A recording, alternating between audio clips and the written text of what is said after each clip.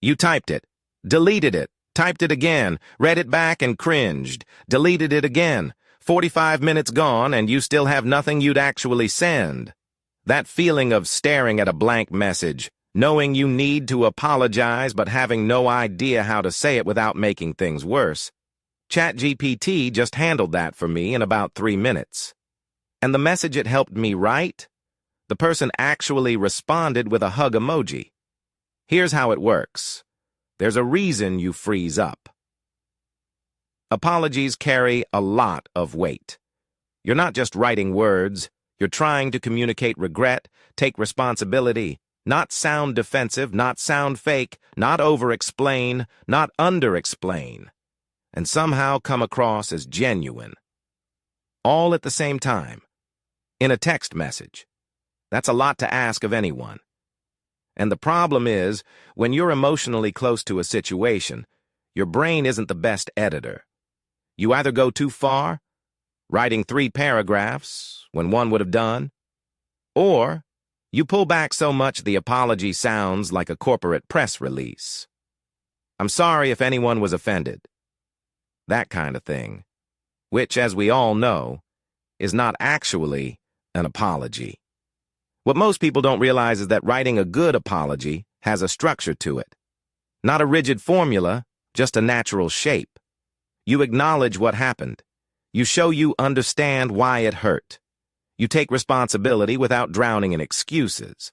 And you say what you'll do differently, even if that's just, I won't let this happen again.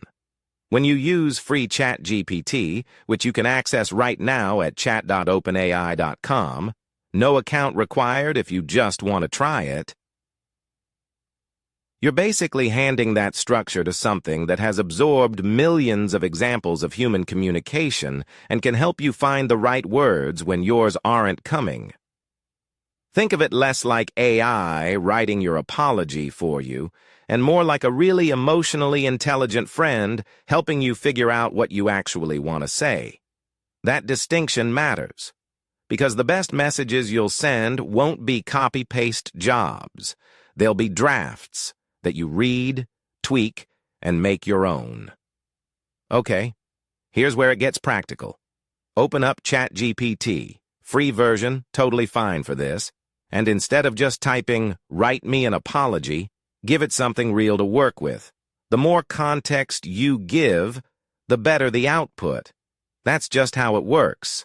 A prompt, that's just what you type to tell ChatGPT what you want, might look something like this. I need help writing an apology to my coworker. I made a comment in a meeting that unintentionally made her look unprepared in front of our manager. I didn't mean to embarrass her, but I can see why it came across that way. We're friendly, but not super close. I want to apologize sincerely without making it into a big dramatic thing. Can you write something I could send over Slack?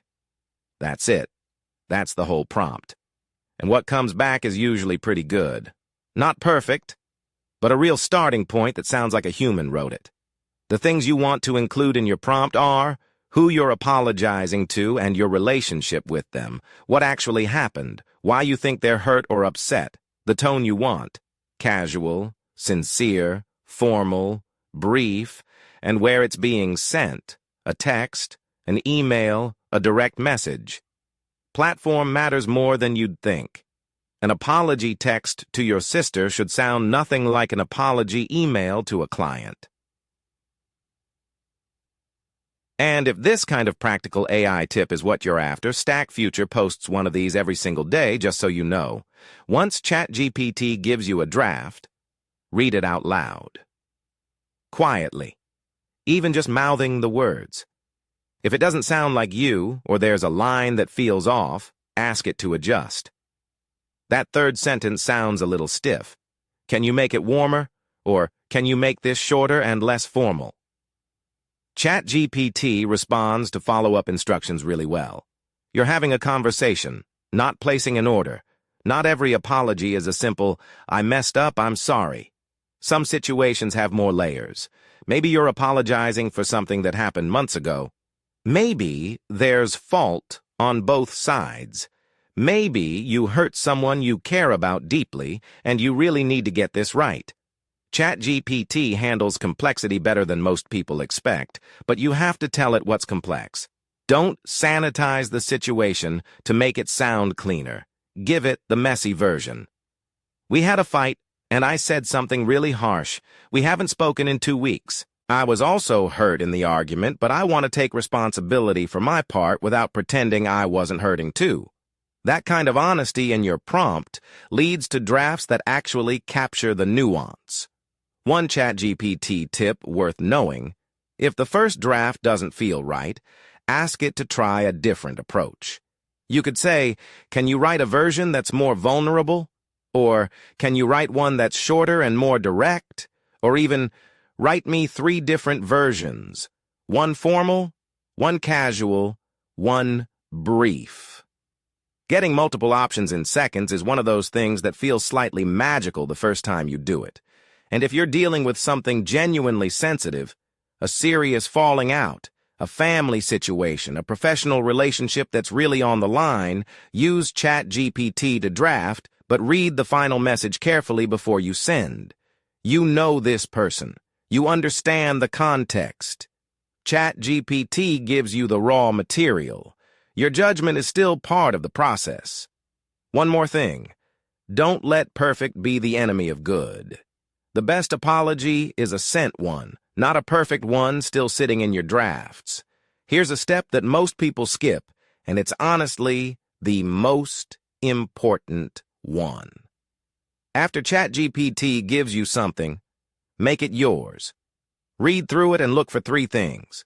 First, any words or phrases you'd never actually say. If you're not someone who uses the word sincerely out loud, cut it. Swap in something you'd actually say. Even genuinely or just dropping the word entirely can change how a sentence lands. Second, anything that sounds like it's trying too hard. Over-apologizing is a real thing. If the message says, "I am deeply, profoundly sorry for the pain I have caused," and that's not your style, dial it back. Sometimes, "I really am sorry. I didn't handle that well," hits harder than 3 sentences of formal regret. Third, anything missing that only you would know. ChatGPT doesn't know you used to argue about this same thing 2 years ago, or that this person is going through a hard time and your comment hit worse than it might have otherwise. If there's something personal and relevant, add it. That's what makes a message feel real. The goal is to get to a message you're proud to send, not one that's technically correct, one that actually sounds like you reaching out to a real person, because that's what it is. This whole process, writing the prompt, reading the draft, tweaking a few things, usually takes about 5 to 10 minutes. Compare that to an hour of staring at your phone. Or worse, not sending anything at all. At its core, what makes this work is simple. ChatGPT helps you get unstuck. It gives you words when yours won't come, and it does it without judgment. You still have to mean the apology. You still have to send it. But that blank page paralysis, that's the part it actually solves. Next up, we're taking the same idea and flipping it